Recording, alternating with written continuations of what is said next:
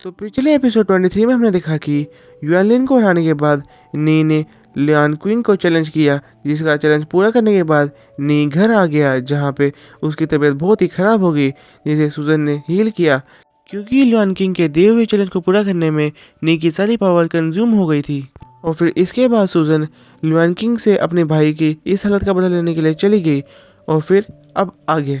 तो एपिसोड की शुरुआत होती है और हमें लिंकिंग का मेंशन दिखाया जाता है, जहाँ पे एक बहुत ही खूबसूरत जगह पे एक हॉट स्प्रिंग के अंदर लिंकिंग नहा रहा था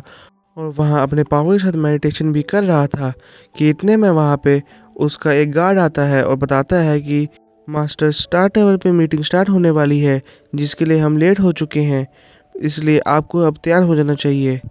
और आज तो वहाँ पे सनसेट वैली से भी कोई आने वाला है, जिसकी बात सुन के हम देखते हैं कि लिंकिंग कहता है सनसेट वैली के लोग तो ऐसे जगहों पे आना पसंद नहीं करते, तो आज कैसे? मुझे लगता है शायद वो यहाँ पे मीटिंग के लिए नहीं बल्कि पोप से मिलने आ रहे हैं, ताकि वो पोप से अपनी नज़दीकियाँ बढ़ा पाए। और हम देखते हैं कि ये सब सोचने के बाद लिंकिंग वहाँ और डिसाइबल को जाने के लिए कहता है। इसके बाद फिर सीन चेंज होता है और हम लिंकिंग को देखते हैं जो मीटिंग के लिए तैयार होकर जाने लगता है कि तभी फिर एकदम से उसकी चेस्ट में पेन होने लग जाता है, जिसे लिंकिंग सहते हुए कहता है कि नी का हमला लगे हुए मुझे अब काफ़ी वक्त हो गया है, पर उस नी की दी गई उस चोट का दर्द मेरे बॉडी से निकल ही नहीं रहा, जिसे मैंने अपनी पावर से भी कम करने की कोशिश करी थी, पर इसका भी कोई फ़ायदा नहीं हुआ। और ये कहते हुए लिंकिंग नी को कोसने लगता है कि तभी उसे फील होता है कि कोई उसके ऊपर नज़र रख रहा है। और ये सेंस करने के बाद लिंकिंग अपनी हाथों की पावर को एक्टिवेट कर लेता है और वो जैसे ही पीछे मुड़ता है तो उसे दिखता है कि किसी ने उसके ऊपर अटैक कर दिया है, जिसे लिंकिंग अपनी पावर से रोकने लगता है और वो फिर अपने ऊपर हमला करने वाले को देखने लगता है। और हम देखते हैं वो और कोई नहीं बल्कि हमारी सूजन होती है, जिसे वहाँ देख के लिंकिंग का सबसे पहला रिएक्शन ये था कि आखिर तुम यहाँ पे आई कैसे। और फिर वो पूछता है कि आखिर तुम कौन हो और तुम्हारी किस तरह की पावर है जो मेरे समझ से बाहर है, और आखिर तुमने हमारी फैमिली कार्ड प्रोटेक्शन और हमारे सेट की लगाई हुई बहुत ही खतरनाक फॉर्मेशन को तोड़ते हुए बिना किसी आवाज़ के यहाँ पे कैसे पहुँच पाई। और ये कहने के बाद लिंकिंग उसे ही देखने लगता है, जिसका जवाब देते हुए सुन कहती है, अच्छा वो फॉर्मेशन, वो क्या इतनी खतरनाक थी? वो तो बस मेरे बाएं हाथ का खेल था। और ये कहते हुए सुजन लिंकिंग को पॉइंट पे आने का कहती है और बोलती है कि मैंने सुना है कि आज तुम एक सेक्ट मीटिंग में जाने वाले हो, जहाँ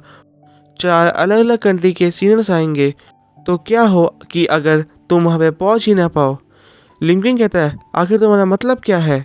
और फिर वो अपनी पावर को एक्टिवेट कर लेता है। और फिर सुजन कहती है क्योंकि आज मैं तुम्हें यहाँ पे बहुत ही बुरी तरह से पीटने वाली हूँ। और ये कहते हुए सुजन वहाँ अपनी पावर एक्टिवेट करती है और वहाँ पे अपनी काफ़ी सारी स्पिरिचुअल शॉट्स को क्रिएट कर देती है, जिसे देख के तो एक वक्त के लिए लिंकिंग भी हैरान था,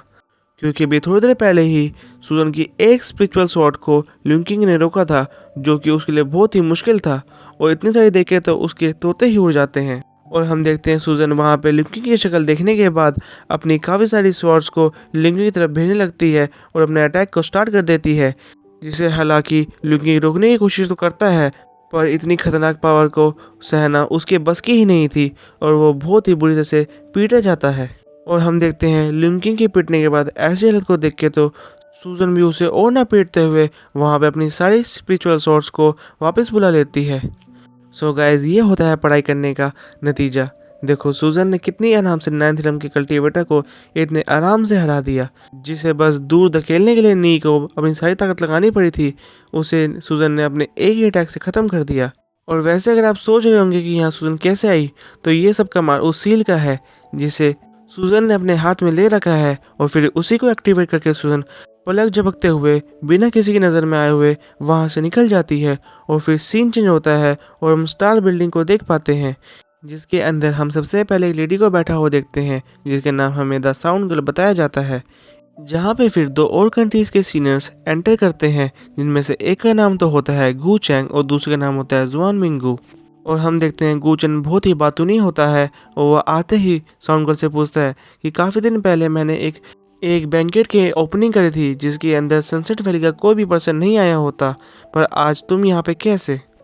जिसकी बात सुन के जुआन मिंगू कहता है वो आज भी तुमसे यहाँ मिलने नहीं आई है, बल्कि वो तो यहाँ पे पोप से मिलने के लिए आई है। और हम देखते हैं ये बात सुनने के बाद भी गू चेंग वहाँ पे द साउंड गर्ल से और भी बात करने लगता है, पर हम देखते हैं वो किसी भी बात का जवाब नहीं देती। और फिर थोड़ी देर बाद वहाँ पे पोप भी एंटर कर जाते हैं, जिन्हें आता हुआ देख वो सब उन्हें ग्रीट करने लगते हैं और बैठने के लिए कहते हैं। जहाँ पे फिर बैठने के बाद पोप बताते हैं कि मैंने आज ये मीटिंग इसलिए अरेंज करवाई है क्योंकि मैंने देखा है कि काफ़ी सारे क्वालिफाइड पर्सन्स जो कल्टीवेशन में बहुत ही आगे जा सकते हैं, पर गरीबी के कारण वो कल्टीवेशन नहीं कर पाते। तो आज मैं उन सब के लिए आपसे कुछ फंड रेज करने के लिए आया हूँ। जिसकी बात सुनते ही वहाँ पे सनसेट वैली की द साउंड गर्ल तो बिल्कुल ही मान जाती है और कहती है, हम थर्ड रियम के कल्टीवेटर्स तक के लिए रिसोर्सेज देने के लिए तैयार हैं। जिसकी बात सुन के फिर गोचन भी वहाँ पे हाँ करता है और कहता है, हम भी यहाँ पे सेकंड टर्म के कल्टीवेटर्स तक के लिए रिसोर्सेज देने के लिए तैयार हैं। जिसकी बात सुन के हम देखते हैं कि जुआनमिंग की तो हालत ख़राब हो जाती है, क्योंकि वो यहाँ पे दान दक्षिणा देने के लिए नहीं आया था, पर फिर वो पोप को देख के वहाँ पे मान जाता है और वहाँ पे रिसोर्सेज देने के लिए तैयार हो जाता है। और हम देखते हैं कि पोप बताते हैं कि उन्हें इतने सारे रिसोर्सेज की अभी ज़रूरत नहीं है, उन्हें बस कुछ सिल्वर कॉइन चाहिए, यानी कुछ पैसे चाहिए जिससे वो उन लोगों की थोड़ी बहुत हेल्प कर पाएँ। जिसकी बात सुन के तो जानमिंग को भी आराम से मान जाता है और फिर वो सब थोड़े ड्रिंक्स करते हैं और फिर पोप पूछते हैं कि आखिर लियन किंग क्यों कहाँ रह गया, वो कहाँ पे है। जिसके बाद सुन के गूचेंग कहता है कि मैंने एक पर्सन को वहाँ भेजा था उन्हें लाने के लिए, मुझे लगता है कि वो थोड़ा लेट हो जाएंगे। जिसके बाद हम देखते हैं वहाँ पे एक डिसेबल भागता हुआ आता है और डरते हुए कहता है कि सीनियर ब्रदर लिवांग किंगू। और ये बात सुन के गूचेंग कहता है कि आखिर तुम्हारी यहाँ आने की हिम्मत कैसे हुई और तुम ये क्या भागे जा रहे हो। कि तभी हम देखते हैं वहाँ पे पोप के साथ आया हुआ सर्वेंट आता और कहता है, दरअसल मैं आपको बताना चाहता हूँ कि यहाँ पे लिवांग किंगू पे हमला हुआ है और वो यहाँ पे बेहोश हो चुके हैं। और ये जो कोई भी था उसने बहुत बुरी तरीके से लिवांग किंगू को पीटा हुआ है। और इस बात से हम समझ सकते हैं कि वो कोई बहुत ही पावरफुल पर्सन होगा। और ये बात सुनते ही हम देखते हैं वहाँ बैठे सभी परेशान हो जाते हैं और सोचने लगते हैं कि आखिर लियन किंग पे आखिर किसने हमला किया होगा। और हम देखते हैं कि ये बात सुन के गूचेंग कहता है कि आखिर ऐसे कैसे हो सकता है, उस मेंशन में तो काफ़ी सारी इन्फॉर्मेशन लगी हुई थी जिन्हें अगर हटाया भी जाए तो कम से कम 6 महीने लगे, क्योंकि वो बहुत अलग अलग तरह की थी। और वैसे लियन किंग भी तो बहुत ही पावरफुल था और 9th realm में था,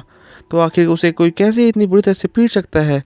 और हम देखते हैं वहाँ पे काफ़ी सारी बातें होने के बाद वहाँ खड़ा हुआ पोकर सर्वेंट एक नाम बताता है और कहता है कि यहाँ पे अभी यही एक पर्सन है जो ऐसा कर सकता है,